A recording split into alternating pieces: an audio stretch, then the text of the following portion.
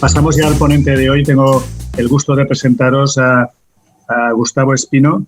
Él es doctor en química por la Universidad de Burgos, ha sido visitante de varias universidades, Castilla-La Mancha, de la Universidad de Viena, la Universidad de Oxford, y actualmente es profesor titular del área de tecnología, del área de química inorgánica, tecnología de alimentos soy yo, confundido, y coordinador también de una unidad investigadora, una unidad investigadora de excelencia, reconocida por la Junta de Castilla y León. Es coautor de unos 50 publicaciones aproximadamente en distintas revistas internacionales y es líder de un proyecto de investigación que está en curso, financiado por el Ministerio de Ciencia, Innovación y Universidades, cuya temática es el diseño de nuevos compuestos metálicos con potencial aplicación en fototerapia contra el cáncer. Bien, aparte, él tiene un blog también de divulgación, es un gran divulgador y tiene su blog de divulgación que es Hugoscientia, al cual os invito también que visitéis, ¿vale? Gustavo pues nos va, digamos, a la charla que va a dar, lleva por título Metales preciosos versus metales prodigiosos, el papel de los metales en la salud y en la medicina. Así que, sin más, Gustavo, muchas gracias y os dejo ya con él para que nos dé la charla. Muy bien, buenas noches a todos. Lo primero que tengo que decir es que me hacía muchísima ilusión participar en este evento, así que antes de nada pues darte las gracias a ti por invitarme y a ti también y a tu equipo, a Samuel y a Fernando especialmente por la gran labor que estáis haciendo en la divulgación de la cultura científica. Y, cómo no, a San Miguel y a Luna Pérez por apoyar este tipo de iniciativas, de proyectos que me parecen tan interesantes. Voy a compartir mi pantalla y me decís si veis la presentación que he preparado.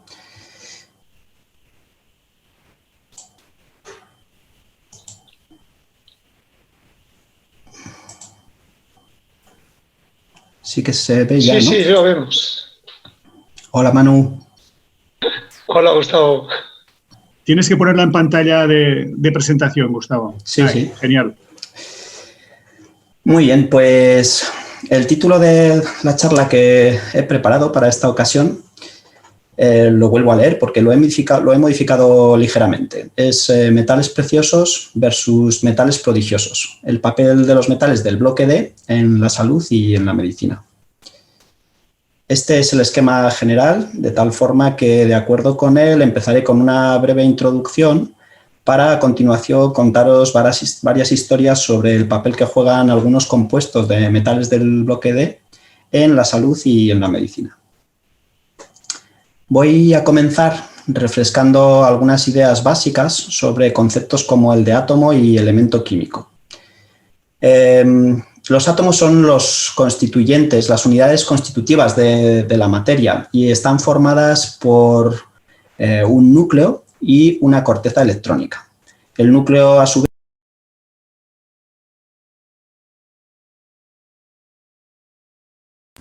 vez, yo dejo de oír a Gustavo. ¿Gustavo? ¿Puedes activar el micrófono?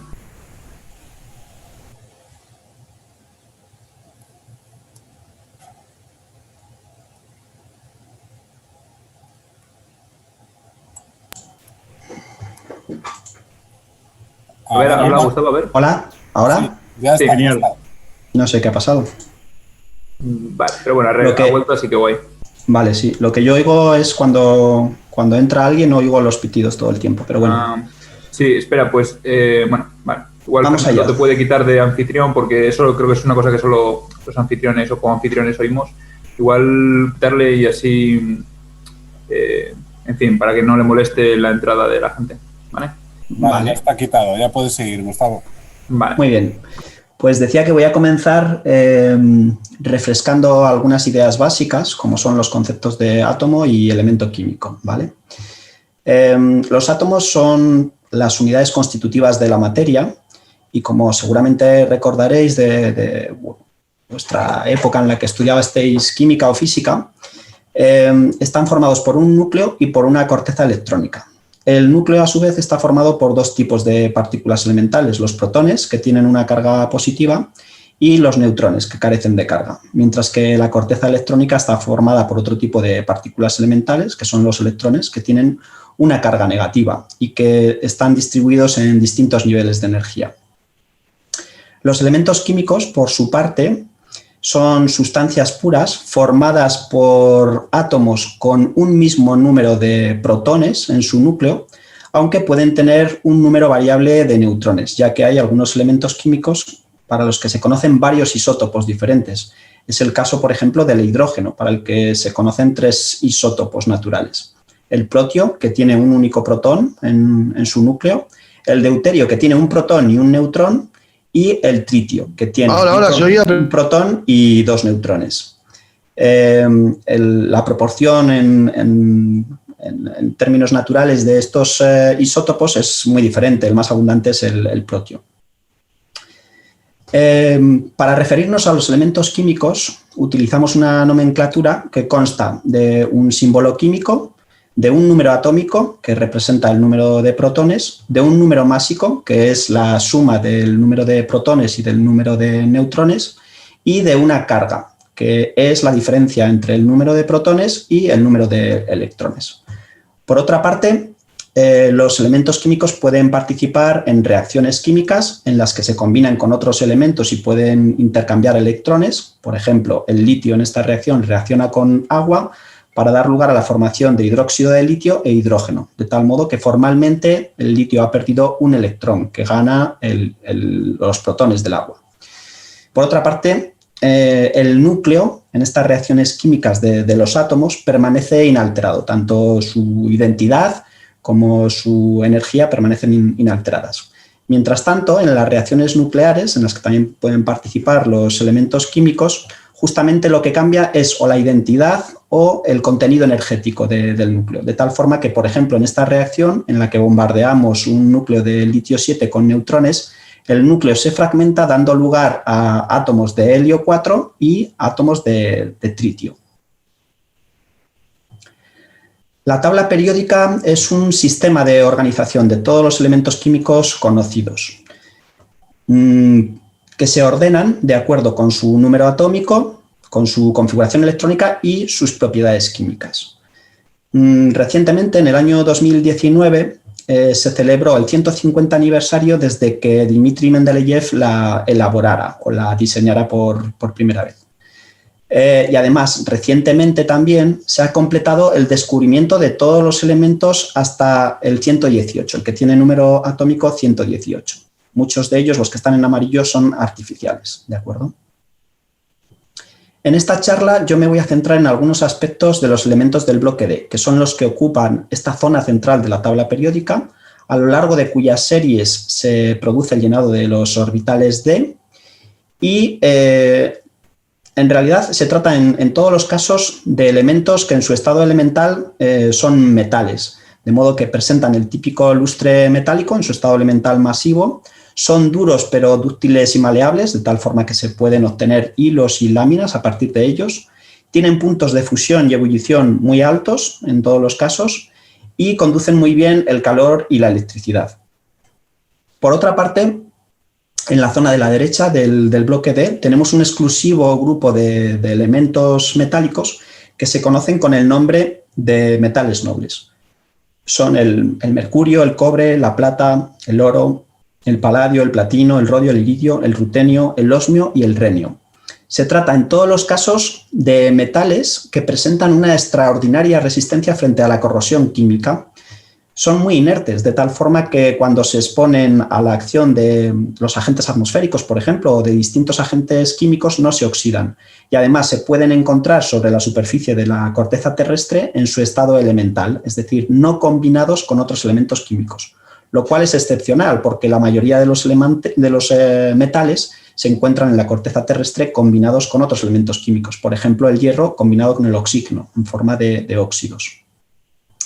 En otros ámbitos, a estos mismos metales se les conoce con el nombre de metales preciosos, porque además de su nobleza, en términos de propiedades químicas, son bastante escasos y por lo tanto muy cotizados. De hecho, algunos de ellos o muchos de ellos se utilizan para acuñar monedas, se utilizan en joyería y también como patrones de sistemas monetarios. Por ejemplo, es el caso del oro. Pero también algunos de ellos, y esto es lo que me va a ocupar hoy en la charla de hoy, se utilizan por sus aplicaciones médicas, por las aplicaciones médicas de algunos de sus compuestos. Y en el caso de algunos de los congéneres de estos elementos, de estos metales del bloque D, nos encontramos con que también son importantes por sus funciones biológicas.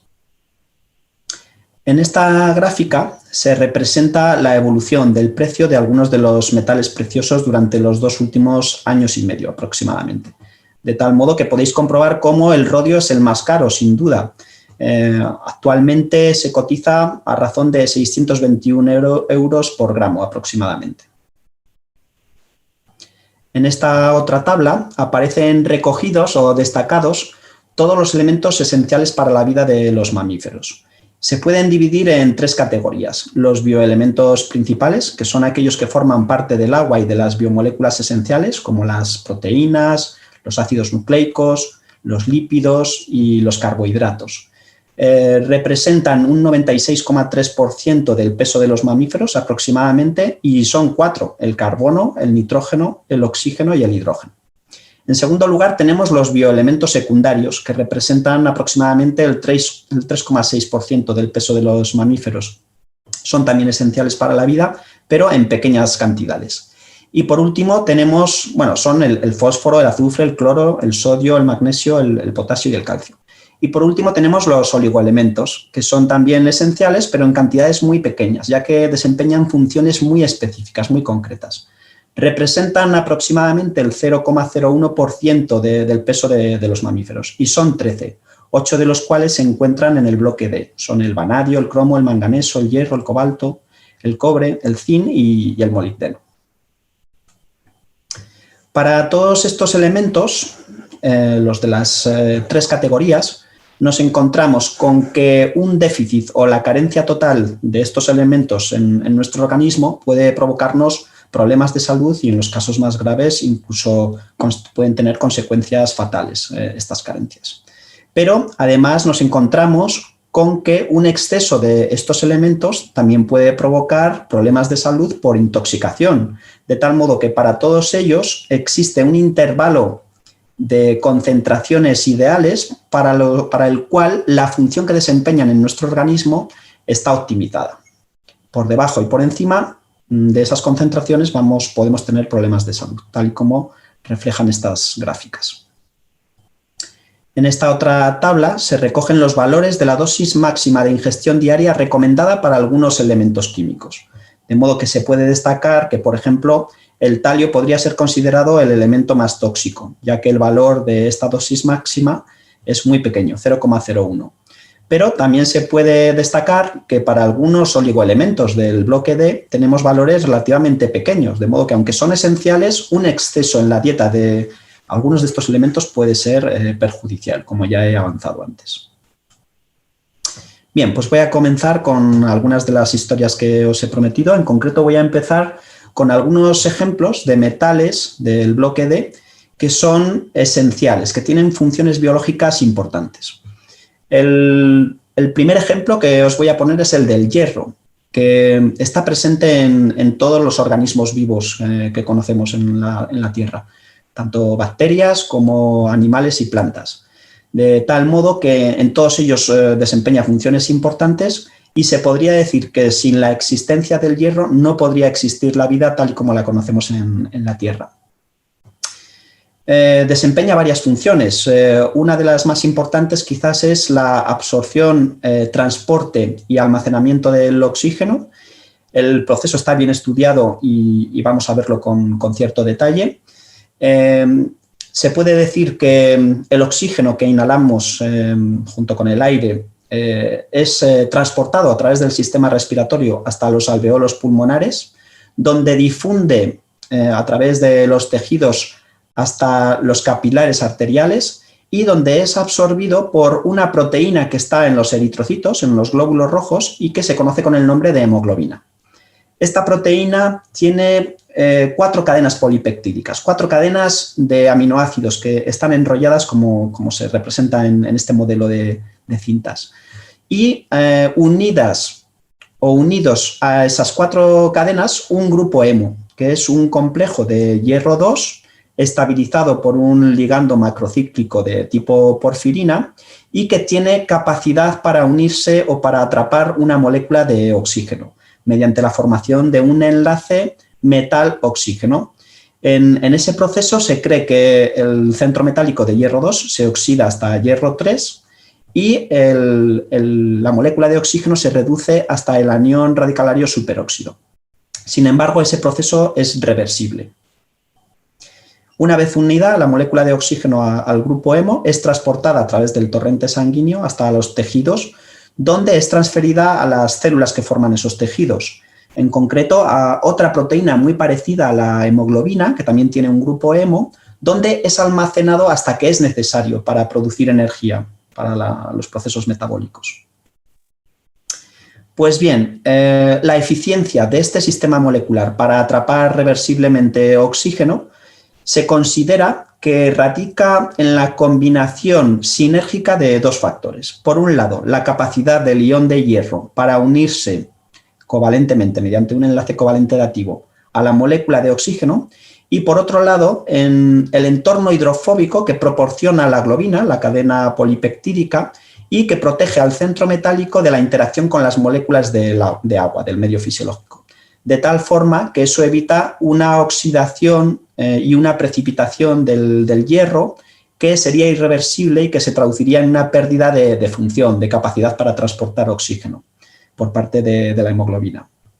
Ahora bien, este sistema molecular también tiene un punto débil y es que el ion hierro de la hemoglobina tiene una afinidad 200 veces mayor por el monóxido de carbono que por el oxígeno. De tal forma que cuando respiramos una atmósfera contaminada con monóxido de carbono, este se coordina al centro metálico, el monóxido de carbono, y bloquea el transporte de oxígeno, con lo cual podemos sufrir asfixia, podemos incluso morir por asfixia. De hecho, el monóxido de carbono se considera que es un gas muy tóxico y potencialmente letal. Se le conoce con el nombre de el asesino silencioso y a las intoxicaciones fatales que provoca, pues con el nombre de muerte dulce. Para que os hagáis una idea, la concentración letal de este gas es de aproximadamente 150 partes por millón, frente a las 80.000 partes por millón, que es la concentración letal de dióxido de carbono. Otro oligoelemento del bloque D que tiene funciones biológicas importantes... continúo con el hierro. Otra función importante que desempeña el hierro nos la encontramos en la producción de energía en las células, en concreto en las mitocondrias, en un proceso que se conoce con el nombre de respiración aerobia mitocondrial.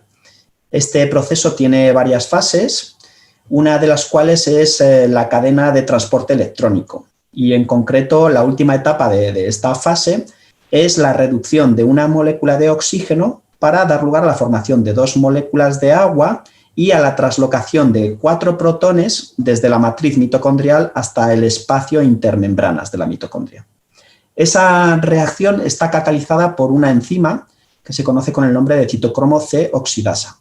Y esa enzima tiene un centro activo formado por 2 iones metálicos, un catión de hierro 2, también estabilizado mediante la coordinación a un ligando macrocíclico de tipo porfirina, y un ion de cobre 1.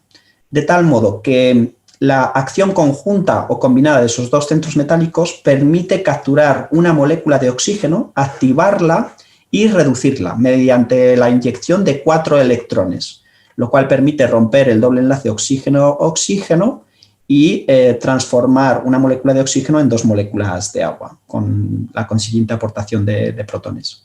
Esto es importante, como os digo, es una reacción o un proceso muy importante en la producción de energía en forma de moléculas de ATP por parte de las células. Ahora bien, este sistema también tiene un punto débil, y es que el centro activo de esta enzima tiene una gran afinidad por el anión cianuro, que podemos inhalar respirando o que podemos ingerir cuando hay en la sustancia que estamos ingiriendo hay presentes aniones cianuro. De tal modo que el anión cianuro se coordina al centro metálico de hierro y bloquea la capacidad de la proteína para atrapar moléculas de oxígeno y para producir energía, de modo que el proceso se inhibe y las células mueren por asfixia celular. Otro oligoelemento del bloque D importante, con funciones críticas en nuestro organismo, es el cobalto, que está presente en la vitamina B12.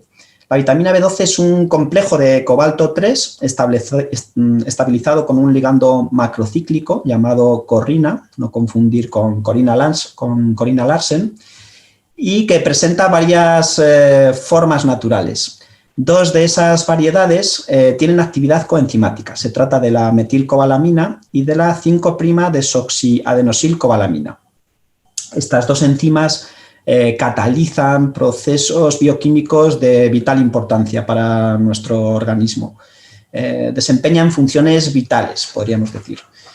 El problema es que los animales y las plantas no son capaces de sintetizar por sí mismos esta vitamina y su déficit provoca anemia perniciosa, que se traduce en un déficit o en una concentración baja de eritrocitos, con los típicos síntomas de agotamiento, y en la desmielización de las células o de los tejidos del sistema nervioso, lo cual se traduce en una pérdida de coordinación del sistema muscular e incluso en brotes psicóticos.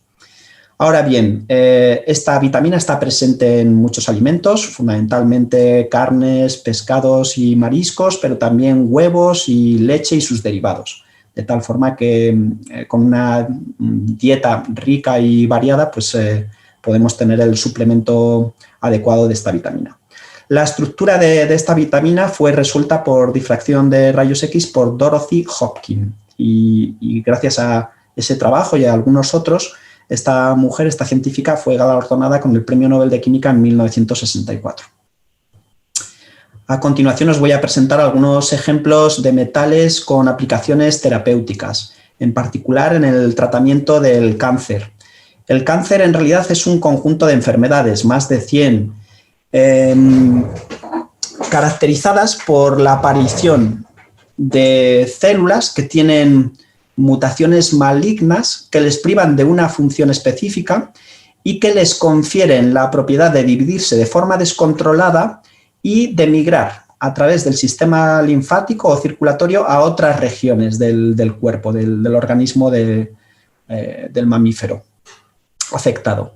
De tal modo que estas células pueden formar tumores que invaden o colonizan órganos, que utilizan sus recursos energéticos y se apropian de sus nutrientes, lo cual puede provocar disfunciones y en última consecuencia puede tener consecuencias fatales.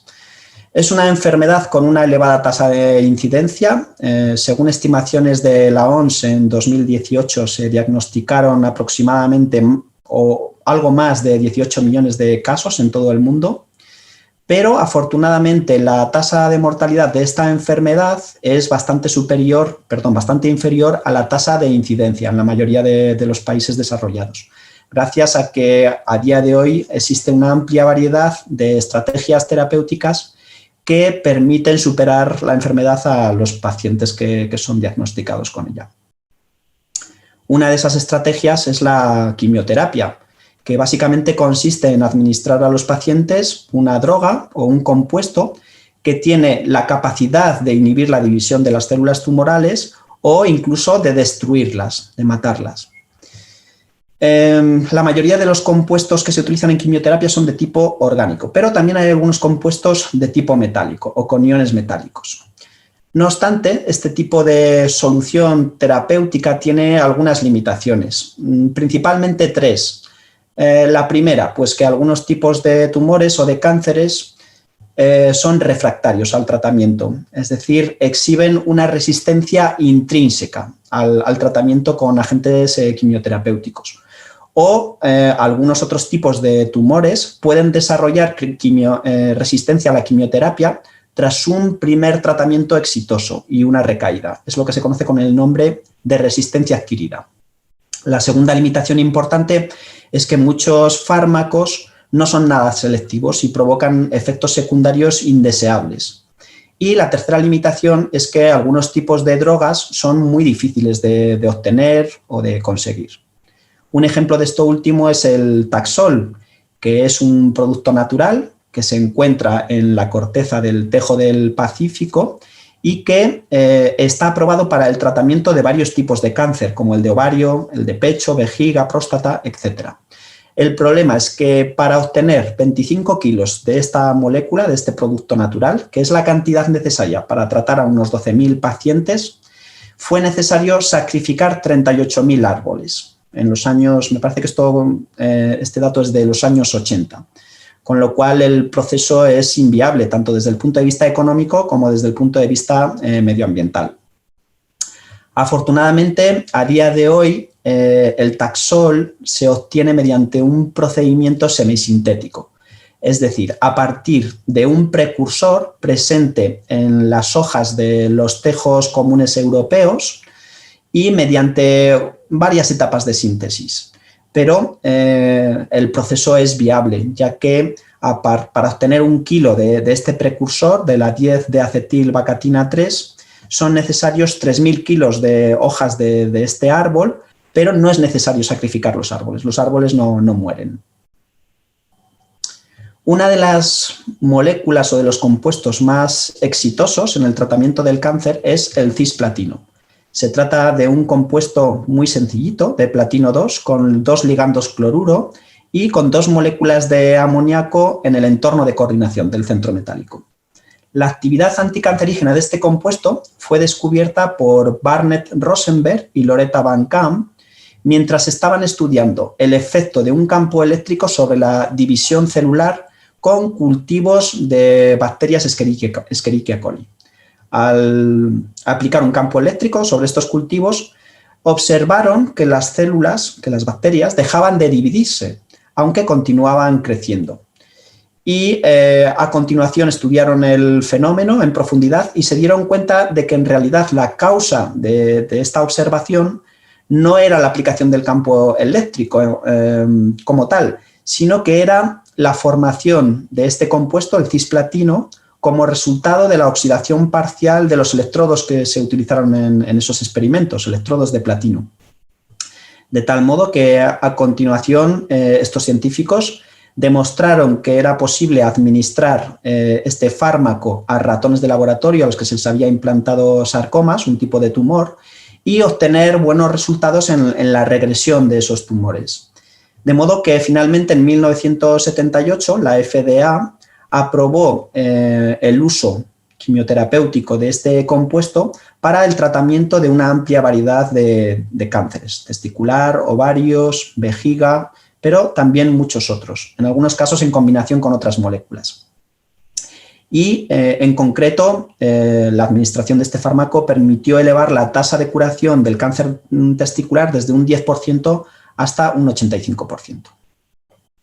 El mecanismo de acción de este compuesto se conoce muy bien porque ha sido estudiado en profundidad y es muy interesante. Se puede describir en 5 o 6 etapas.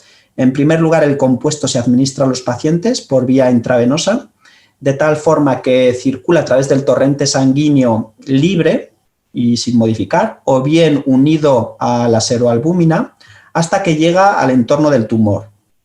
De modo que una vez allí, en una segunda etapa, se internaliza en las células tumorales por 2 vías, bien por difusión pasiva a través de la membrana celular o bien mediante un mecanismo de transporte activo en el que están implicadas algunas proteínas de la membrana de las células. Una vez en el citoplasma de las células es activado por sustitución de los ligandos cloruro por moléculas de agua, de tal forma que se forman este tipo de derivados catiónicos que tienen la capacidad de internalizarse en el núcleo y de unirse, son atraídos por las cargas negativas de la estructura del ADN y a continuación tienen la capacidad de unirse a las purinas, a los nitrógenos 7 de las purinas, de la guanina y de la adenina, con desplazamiento de las moléculas de agua. De modo que se forman aductos intracatenarios de este tipo, con 2 guaninas consecutivas, 1,2 guanina-guanina, es el aducto más abundante, más común, o aductos intracatenarios con una adenina y una guanina, o con 2 guaninas que están alternándose en la secuencia de nucleótidos. Este tipo de lesiones provocan una distorsión en la estructura del ADN, que se traduce fundamentalmente en un combamiento y en un desenrollamiento parcial de la doble hélice. A continuación, la célula reconoce esas lesiones o esos aductos e intenta repararlos con un sistema de reparación de nucleótidos por escisión. Pero ese sistema no siempre es eficaz. En los casos en los que es eficaz, las células se hacen resistentes o muestran resistencia intrínseca al tratamiento quimioterapéutico. Pero en algunas otras células el sistema de reparación no es eficaz, lo cual se traduce en que como resultado de la distorsión estructural, el ADN no puede participar en los procesos de reconocimiento molecular, como son pues, la transcripción, es decir, la síntesis de proteínas, y la replicación, de modo que la célula no es viable y se desencadena un proceso de muerte celular por apoptosis. Este fármaco se sigue utilizando a día de hoy con mucho éxito en una amplia variedad de tipos de cáncer, como tenéis aquí recogidos, pero desde 1978, fecha en la que fue aprobada su uso, se han desarrollado algunos otros fármacos de platino 2. En concreto, en 1989 se aprobó el uso global de carboplatino, que se utiliza en el tratamiento del cáncer de ovario porque tiene menos efectos secundarios. Otro fármaco de uso global con aprobación en todo el mundo es el oxaliplatino, que se utiliza en el tratamiento del cáncer colorectal. Y hay algunos otros fármacos con aprobación local en algunos países como Japón, Corea del Sur o China. El nevaplatino, el heptaplatino, el lovaplatino son compuestos que se utilizan para el tratamiento específico de algunos tipos de cáncer. No obstante, estas moléculas siguen adoleciendo de lo mismo. En algunos casos, para algunos tipos de tumores, no son eficaces, por lo que hemos comentado, la resistencia intrínseca o adquirida, y en algunos otros casos, pues dan lugar a efectos secundarios indeseables. De modo que en la comunidad científica existe interés por el desarrollo de estrategias terapéuticas más eficientes y más selectivas. Una de ellas es la terapia fotodinámica, que consiste en administrar a los pacientes un fármaco conocido con el nombre de fotosensibilizador, que tiene 3 propiedades. La primera es que tiende a acumularse idealmente en los tejidos tumorales. En segundo lugar, es un fármaco que en la oscuridad tiene una actividad biológica nula o prácticamente nula. Y en tercer lugar, es un fármaco que puede excitarse electrónicamente por activación o por irradiación con luz visible, de tal modo que accede a un estado electrónico excitado en el cual puede interaccionar con el oxígeno de las células y generar especies reactivas de oxígeno, como el superóxido o el oxígeno singlete. Estas especies son muy reactivas y pueden oxidar las biomoléculas esenciales, los ácidos nucleicos, las proteínas, los fosfolípidos, y provocar daños irreversibles en las células, de tal forma que a partir de ese momento pues, las células autoprograman su destrucción, mueren por apoptosis. Finalmente, los tejidos son regenerados. Todo esto desde un punto de vista ideal, ¿vale? Actualmente, los fotosensibilizadores que se utilizan en terapia fotodinámica son de tipo orgánico y tienen estructuras basadas en macrociclos tetrapirrólicos y en algunos casos estructuras orgánicas o compuestos orgánicos basados en esqueletos altamente conjugados, como estos otros de aquí. En cualquier caso, este tipo de fármacos como el Fotofrin, el Bisudine o el Foscan tienen también limitaciones como son su baja pureza, los laboriosos procesos de síntesis y purificación, la tendencia a la agregación y su baja solubilidad, la escasa absorbancia en el rango terapéutico, la baja fotoestabilidad y la baja velocidad de excreción y prolongada fotosensibilidad. De modo que sigue existiendo interés por desarrollar fotosensibilizadores con propiedades mejoradas. Y en el año 1918, la farmacéutica canadiense Theralase, en colaboración con el grupo de investigación de la doctora Sherry McFarland, anunció en una rueda de prensa que se había completado la fase 1B de ensayos clínicos con pacientes para el tratamiento del cáncer de vejiga con este fotosensibilizador de rutenio 2. Estos ensayos confirman la seguridad y la eficacia del compuesto en el tratamiento de este cáncer y su buena eliminación, con lo cual ha abierto una puerta para el diseño de nuevos fotosensibilizadores metálicos. En concreto, nosotros recientemente hemos publicado 2 trabajos en los que hemos diseñado 2 familias de complejos de iridio 3 con propiedades fotoluminiscentes, es decir, son capaces de emitir luz visible como respuesta a distintos estímulos, por ejemplo, a la irradiación con luz ultravioleta. Son compuestos que también son capaces de generar especies reactivas de oxígeno, como demuestra indirectamente este experimento, en el que se ha preparado una disolución del compuesto 2A en acetonitrilo bajo atmósfera inerte y se la ha irradiado con luz ultravioleta en la oscuridad, de tal forma que se aprecia cómo el compuesto emite luz verde. A continuación, el vial se ha destapado y se ha permitido que el aire difunda, que el oxígeno difunda a través de la disolución, de tal modo que se aprecia cómo la fotoluminiscencia va desapareciendo a medida que pasa el tiempo, a medida que difunde el oxígeno, durante un periodo de 2 minutos. Esto es una prueba inequívoca de que el compuesto en su estado excitado está interaccionando con oxígeno y está formando especies reactivas de oxígeno. También hemos demostrado que nuestros compuestos se internalizan bien en las células, aunque no entran en el núcleo, se acumulan en el entorno perinuclear, como demuestran estas fotografías, registradas por microscopía de fluorescencia confocal y donde se aprecia la emisión de los compuestos cuando son irradiados con luz ultravioleta. El color verde lo está emitiendo uno de nuestros compuestos. Finalmente, hemos demostrado que estos compuestos son bastante más activos, más citotóxicos en ensayos in vitro con células cancerígenas de pulmón cuando son irradiados con luz ultravioleta o luz visible. Otro ejemplo de compuesto de un elemento del bloque D con actividad terapéutica es el auranofin. Se trata de un complejo de oro 1 con un ligando tiolato y un ligando fosfina que se utiliza en el tratamiento de la artritis reumatoide. De hecho, permite reducir los dolores de las articulaciones y también la rigidez matinal, características de esta enfermedad.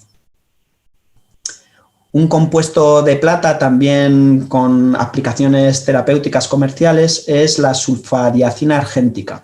Se trata de un compuesto de plata 1 con una estructura polimérica y con propiedades antisépticas. Es un buen bactericida y también un buen fungicida, de modo que se utiliza para el tratamiento tópico de quemaduras de 2º y 3er grado. Finalmente, quiero destacar dos ejemplos un poco más controvertidos de compuestos de mercurio. Se trata del tiomersal, que es un compuesto de mercurio 2, organometálico, con propiedades antisépticas también, es un buen fungicida, y que se ha empleado y se sigue empleando hasta donde yo sé todavía hoy en día como preservativo en vacunas. Es un compuesto controvertido porque los compuestos organometálicos de mercurio 2 en principio son tóxicos y de hecho en Estados Unidos y en la Unión Europea ha sido eliminado de las vacunas infantiles, aunque yo creo que se sigue utilizando todavía en algunas vacunas porque en realidad no hay evidencia de que esta aplicación tenga efectos nocivos sobre la salud de las personas. De hecho, se ha utilizado durante mucho tiempo. Pero la fama de estos compuestos, y es que en realidad son tóxicos, la fama es mala. Otro compuesto conocido por todos es la merbromina, su nombre comercial es la mercromina, y es también un compuesto de mercurio 2, organometálico, con propiedades antisépticas. Es un bactericida, fungicida, viricida, de potencia media, digamos.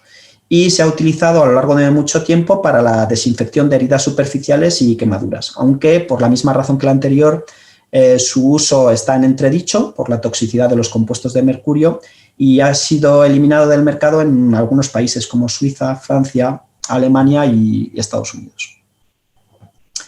A continuación voy a contaros una historia sobre la aplicación de un elemento del bloque D en diagnóstico. Se trata de un isótopo del tecnecio, el tecnecio 99 metaestable, que se utiliza en una prueba de radiodiagnóstico que se conoce con el nombre de gammagrafía. Lo cierto es que el tecnecio es un elemento artificial, no existe en la corteza terrestre de forma natural, porque todos sus isótopos son radiactivos y se desintegran, de modo que es necesario prepararlo mediante reacciones nucleares, que se llevan a cabo en concreto para este fin en 5 reactores nucleares distribuidos por todo el mundo. La reacción para su obtención implica bombardear isótopos o núcleos de uranio 235 con neutrones rápidos, de tal forma que, como consecuencia de las múltiples reacciones de fisión que tienen lugar, se forman, como resultado de una de ellas, el isótopo molibdeno 99 y también el isótopo estanio 134. A continuación, el isótopo de interés, porque es el padre del isótopo que nos interesa a nosotros, que es el tecnecio 99, el isótopo de interés, el molibdeno 99, se separa mediante procedimientos estandarizados, como extracciones con distintos disolventes, en forma del anión molibdato, que es radiactivo, de tal forma que se desintegra con emisión de partículas beta, con lo cual se va formando el isótopo tecnecio 99 metaestable. ¿De acuerdo? Este compuesto se introduce en contenedores que son enviados a todos los hospitales del mundo que tienen unidades de medicina nuclear y, mientras tanto, se va desintegrando con un tiempo de vida media de 66 horas, con lo cual el tiempo que tenemos para llevar a cabo, para utilizar el isótopo de tecnecio 99 metaestable es limitado, ¿de acuerdo? Como máximo una semana. Una vez en los hospitales, el tecnecio 99 metaestable, en forma de este anión pertecnetato, es separado de su isótopo padre, el molibdeno 99, mediante cromatografía de columna en alúmina y utilizando suero salino para extraerlo. Se extrae de forma preferente el tecnecio, el molibdeno queda atrapado.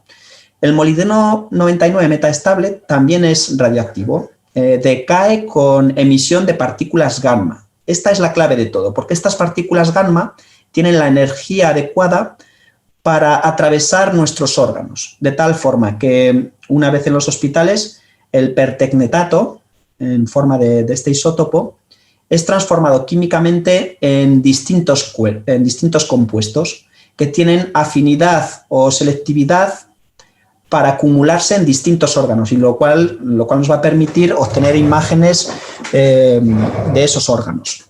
De modo que, una vez obtenidos estos compuestos, se administran por vía intravenosa a los pacientes y se registran imágenes con cámaras de tipo gamma que son capaces de registrar la emisión de esa radiación gamma que emite selectivamente el órgano en el que se ha acumulado nuestro compuesto, lo cual nos permite obtener este tipo de gammagrafías.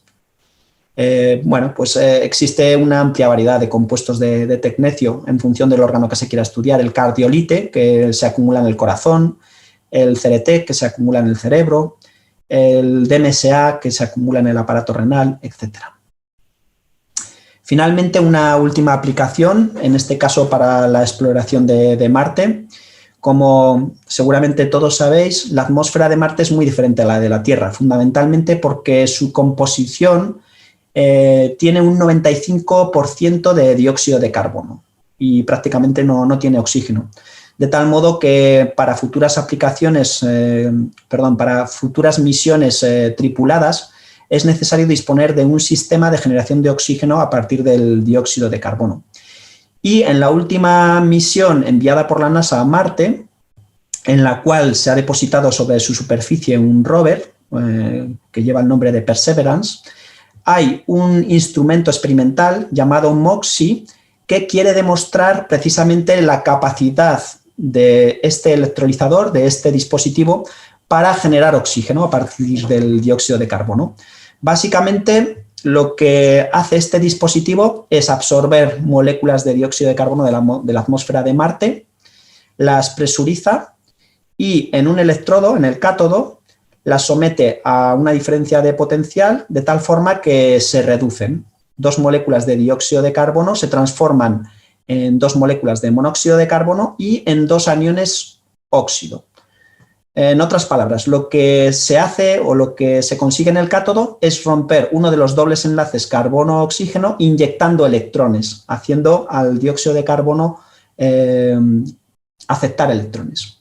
A continuación, los aniones óxido son transportados hacia el otro electrodo del dispositivo, hacia el ánodo, donde son oxidados. Se les arrancan 2 electrones por cada anión óxido, de tal forma que se obtienen 2 átomos de oxígeno que se combinan y forman una molécula de oxígeno.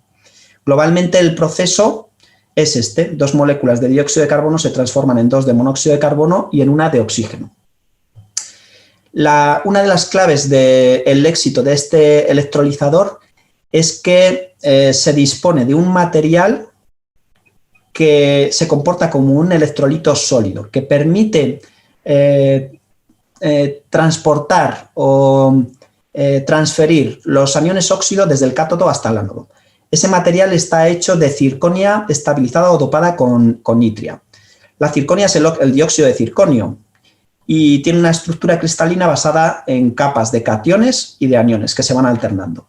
Pues bien, la circonia estabilizada con nitria tiene, por ejemplo, en este caso, un 8% de dióxido de sesquióxido de itrio, de tal forma que en su estructura hay algunas de las posiciones de los cationes en las que los cationes de circonio 4 están sustituidos por cationes de itrio 3.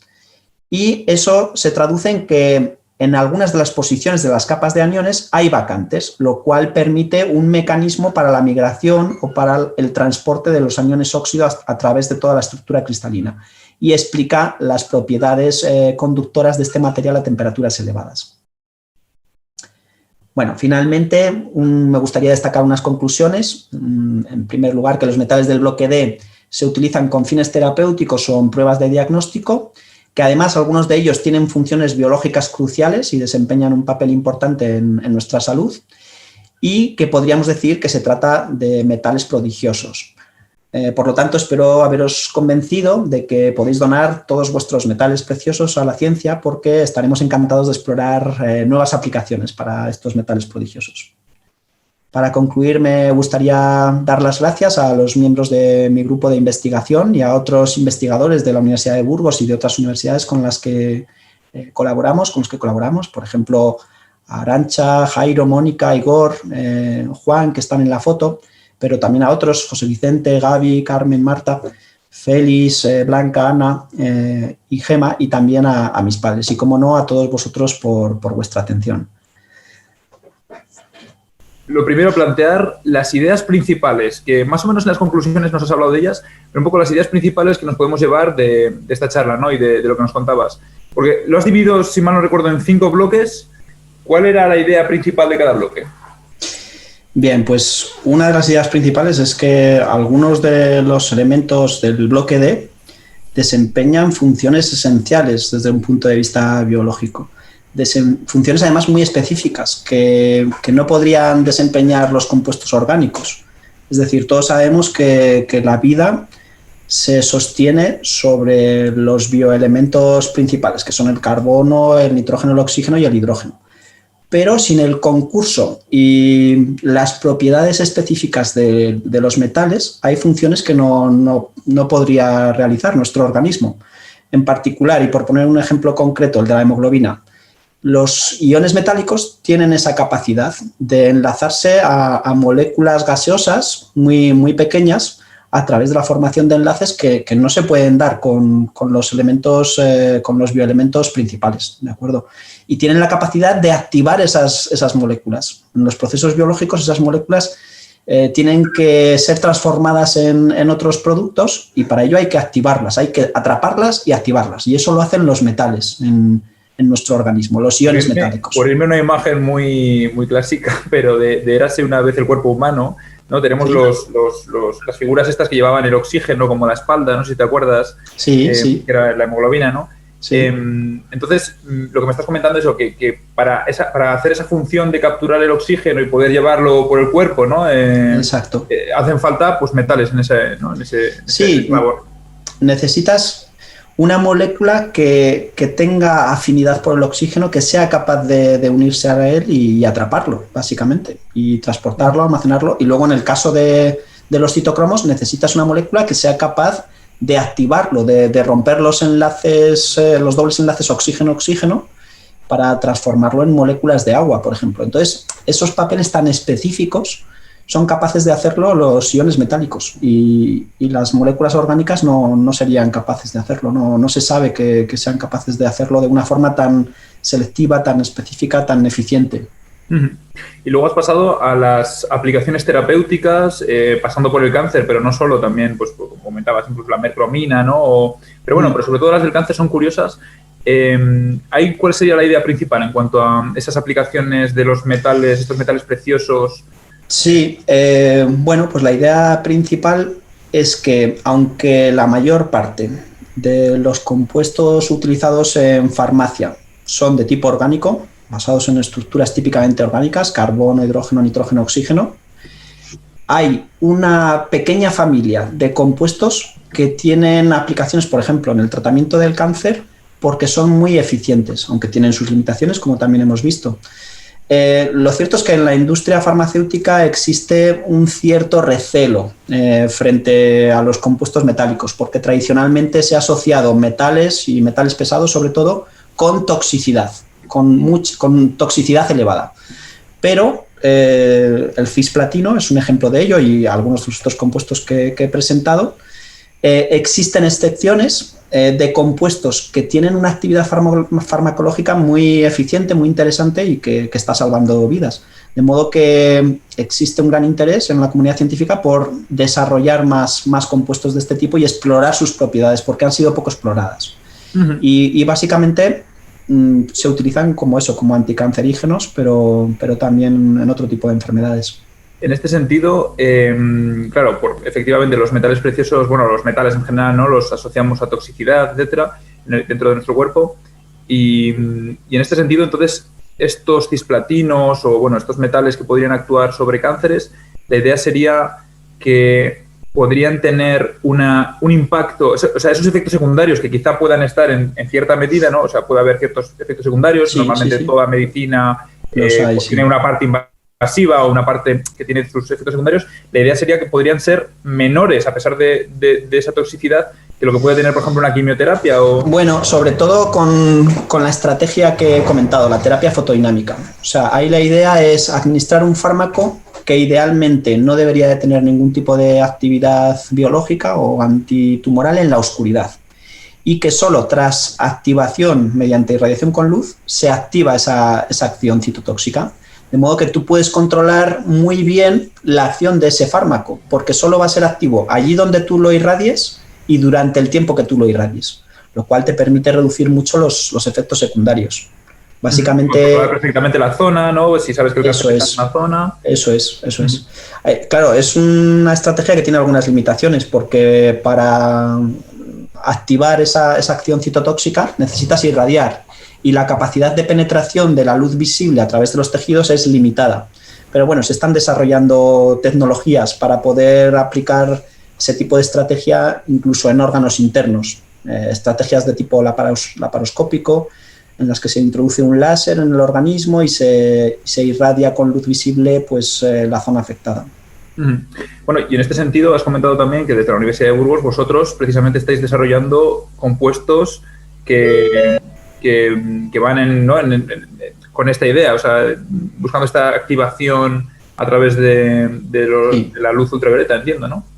Sí. Nosotros, mi grupo y en mi área de conocimiento somos químicos sintéticos. Entonces nos dedicamos al diseño, la síntesis y el estudio de las propiedades de los compuestos, y luego en colaboración con otros grupos de la UBU en ocasiones o de otras universidades, actualmente de la Universidad de Gerona, por ejemplo, pues realizamos los estudios biológicos. O sea, los estudios biológicos los realizan biólogos, farmacéuticos, bioquímicos.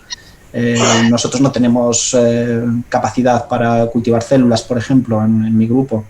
Entonces, Al final, este tipo de investigaciones son el resultado de colaboraciones, son investigaciones muy multidisciplinares, de alguna forma. La última tontería por mi parte, y pasamos a las preguntas del chat, que tenemos varios comentarios y algunas preguntas. Es simplemente que, claro, en un momento de la charla, cuando hablabas del hierro, etcétera, bueno, que me he acordado de las lentejas, básicamente. Digo, esto va también en ese sentido, o sea, las míticas lentejas, ¿no?, que te dan hierro. Bueno, yo no soy experto en dieta, pero lo que sí que sé es que el hierro que aportan las verduras se absorbe muy mal. Las verduras o las legumbres se absorben muy mal. O sea, el hierro de origen vegetal, en principio, no se absorbe bien. Se absorbe mejor el hierro de origen animal, porque está ya en forma del grupo hemo, y entonces no existe riesgo de que precipite, por ejemplo, en nuestro organismo y dé lugar a compuestos que son difíciles de absorber. Pero no soy experto en el tema, ¿eh? Hay que tomar morcilla de Burgos con la selecta. Y carnes rojas que para otras cosas son malas, pero en cierta medida yo creo, para personas que tienen anemia, pues son, yo creo que convenientes. Pero no soy experto en dieta, ¿eh? No quiero meterme en ningún berenjenal. Ningún berenjenal. No, sobre todo si no eres experto en dieta, pues no te metas en temas de berenjenas. A ver, paso al chat. Dice Alicia, creo que esto lo ha comentado en un momento en el que estabas hablando de que se podían introducir ciertos metales en el cuerpo que se situaban en órganos y después se podía visualizar esos órganos gracias a la presencia de los metales. Entonces, preguntaba ella, ¿y de qué depende que se acumule en un órgano u otro? La pregunta es muy, muy acertada, pero no, yo creo que, bueno, yo no conozco la respuesta, creo que se debe a la forma en la que se metabolizan esos compuestos que tienen afinidad por unos órganos o por otros, y al final el conocimiento que tenemos a día de hoy es puramente empírico. O sea, se sabe que este compuesto, debido a su metabolismo específico, tiende a acumularse en un determinado órgano.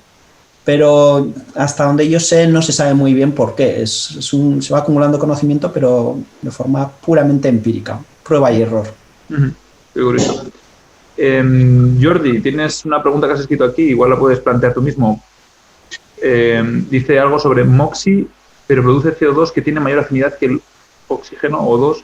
¿Qué hacemos con a ver, digo yo que cuando hablabas del MOXIE y del tema veía que cogía el CO2, lo transformaba en oxígeno y en monóxido de carbono. Pero al principio de la charla nos has dicho que el monóxido de carbono es mucho más afín que el oxígeno para lo que es la respiración. Entonces, ¿había algún problema? ¿Qué pasaría con el monóxido de carbono entonces? Sí, es una buena pregunta también.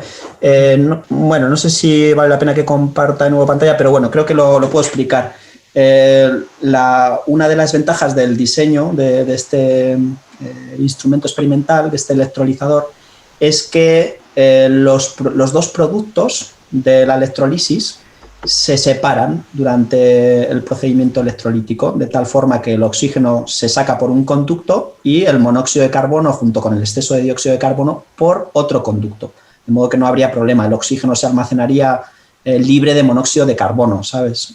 Lo que sí que es cierto es que iríamos a Marte a contaminarlo, a enriquecer a contaminarlo, a transformar las proporciones de los gases que forman parte de su atmósfera.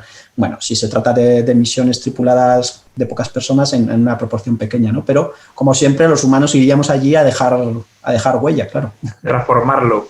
Queremos irnos a vivir allí. Claro, tendríamos que transformar completamente, no sé si... la atmósfera, todo. La composición de su atmósfera, sí, porque estaríamos convirtiendo CO2 en oxígeno y monóxido de carbono.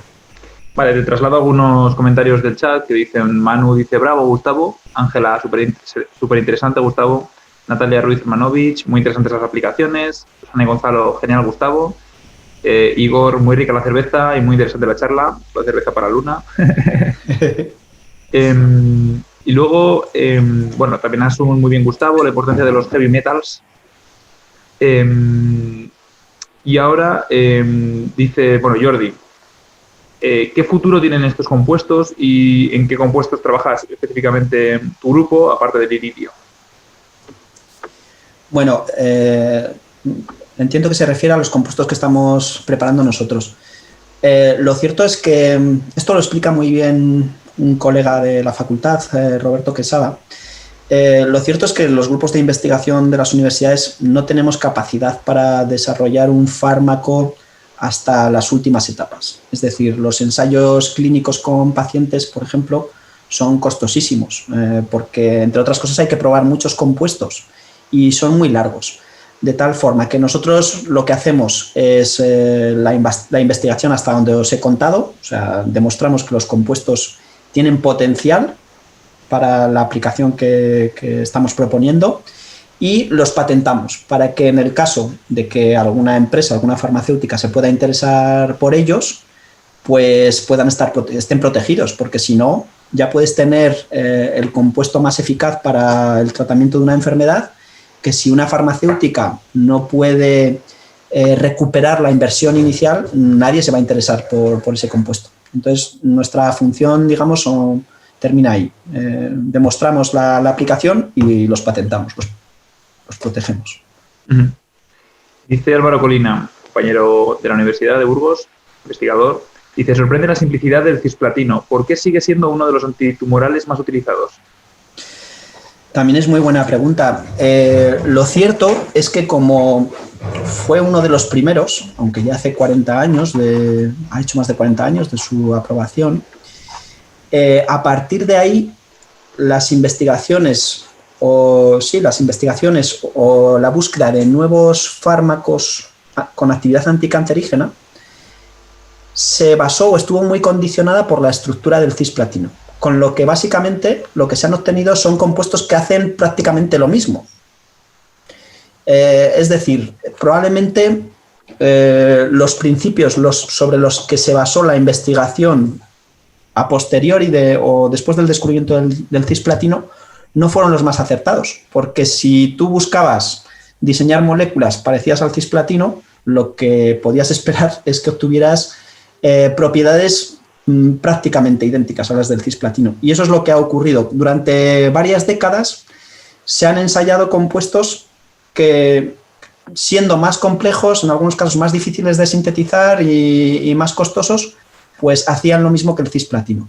Probablemente esa es una de las razones por las que se sigue utilizando con tanto éxito a pesar de sus efectos secundarios que les tiene. Pero en algunos tratamientos es extraordinariamente eficaz. Y la clave de eso es eso, que provoca lesiones en el ADN. Entonces la célula no puede sintetizar proteínas, que al final son las que hacen todo en las células. Y las células mueren. Vale. Tenemos todavía bastantes preguntas, así que te voy a pedir un poquito de concisión, ¿vale? En las respuestas. Sí. Dice Roberto, también de la Universidad de Burgos, creo que es Roberto Quesada, la verdad, no estoy seguro, pero creo que sí. Dice, enhorabuena por la charla. ¿Qué metales consideras que pueden tener más futuro en terapia? Si no eres Roberto Quesada, lo siento, Roberto, te estoy confundiendo, pero creo que sí. Enhorabuena por la charla. ¿Qué metales consideras que pueden tener más futuro en terapia? ¿Los que ya se utilizan en la clínica o hay algún otro que puede dar ese salto al uso hospitalario? Sí, bueno, nunca se sabe. Al final, esta ciencia tiene, quiero decir, la búsqueda de nuevos fármacos tiene mucho de empírico. Actualmente se están probando fármacos basados en prácticamente casi todos los metales del bloque D, desde el titanio hasta el paladio, el platino, el oro. Se están probando moléculas o fármacos de todos esos metales y yo no me atrevería a decir dónde va a saltar la liebre o dónde vamos a encontrar una solución para algún tipo de cáncer. Espero que sean el iridio y el rutenio porque son con los que trabajo yo, pero podría ser cualquiera. Vale. Dice Félix, hoy conocemos muchas enfermedades raras cuyo origen no se conoce.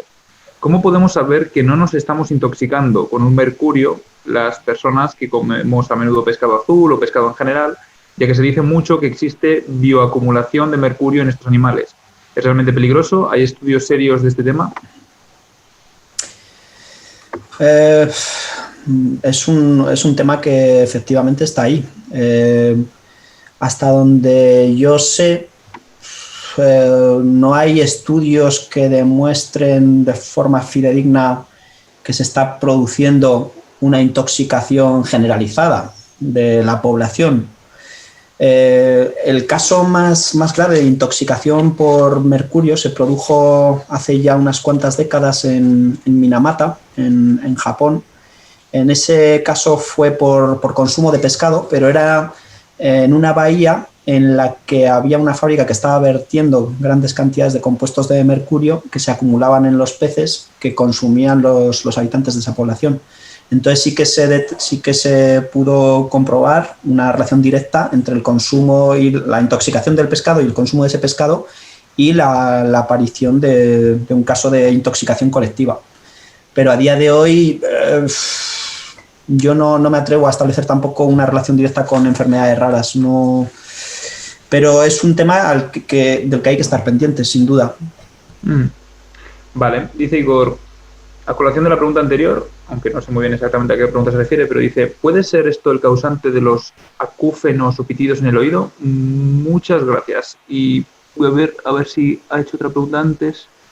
No sé si esa... La verdad es que esto no lo puedo responder, no lo sé si puede haber relación. No sé si está relacionado con me imagino esto, que se refiere del mercurio o... Sí, me imagino que se refiere a casos de intoxicación. Bueno, Luna nos ha hecho una pregunta también, pero Luna, ¿por qué no la haces tú misma, si te parece? Sí, a ver, en el fondo he hecho dos. Una, que me gustaría saber en qué estáis investigando ahora, pero ya la has respondido porque ha hecho la misma pregunta, no sé si Jordi. Y la otra es que el otro día yo escuché y dije, mira, esto lo voy a preguntar en la charla, que había tratamientos con cobre para inutilizar virus o hacer virucidas. Y que se estaban utilizando. Y esto lo dieron en un informativo, no me acuerdo de qué cadena, y dije, esto yo lo tengo que preguntar, porque si hablamos de metales... Pues sí.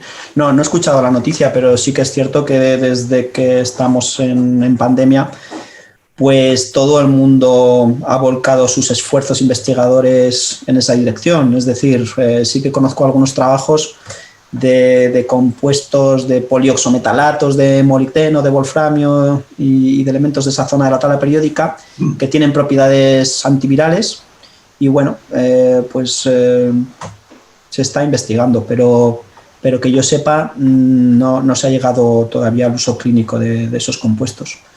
Se demuestra la propiedad y luego el proceso hasta que se aprueba una droga es bastante largo, porque lógicamente... No era tanto uso clínico como para desinfectar ambientes igual, o superficies, sí. Sí, vamos, me parece que tendrá su lógica, pero no conozco la noticia de primera mano, ya te digo.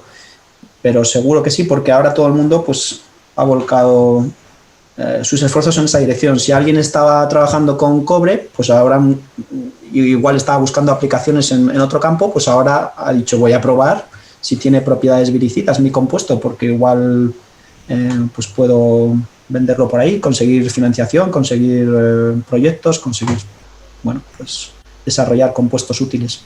Bueno, pues vamos a ir terminando ya, se acerca las 6:30 y te comento alguna cosa más que ponen por aquí. Félix dice que con las lentejas hay que tomar vitamina C, naranjas, etcétera, para que se absorba mejor el hierro, aunque no sé cuánto de verdad hay en esto. Yo también. Sí, eso yo lo he leído también. Eso dice Igor. Se forman complejos con el ácido cítrico de hierro 3 que se absorbe mejor a través de las células del intestino. Dice Igor, ¿por qué se utiliza el litio en trastornos bipolares? No sé si es una pregunta muy complicada ahora mismo o... Pues no sé si es muy complicada, pero no conozco la respuesta, la verdad. Sé que se utiliza, pero no conozco el mecanismo de acción del litio en ese tipo de trastornos. Pues muchas gracias, Gustavo. La verdad es que la charla ha sido absolutamente magnífica. A mí me ha encantado y como yo supongo que a mucha gente, y a pesar, bueno, de la complejidad, y lo has hecho muy bien y muy claro. Yo, que tampoco soy químico, lo he entendido bastante bien y me ha clarificado muchas de las dudas que tenía y ha sido súper interesante. Así que muchísimas gracias, que sigáis trabajando con tanto éxito y ojalá esos productos y sustancias que estáis desarrollando pues tengan esa aplicación y nos ayuden a combatir esa enfermedad tan terrible que es el cáncer. Pues muchas gracias también, aparte de Gustavo, a todos vosotros que estáis ahí y que nos habéis acompañado, a San Miguel, a NOACECID. Muchísimas gracias por organizar estos eventos que yo creo que son muy, muy interesantes y hacen mucho por la divulgación de la cultura científica.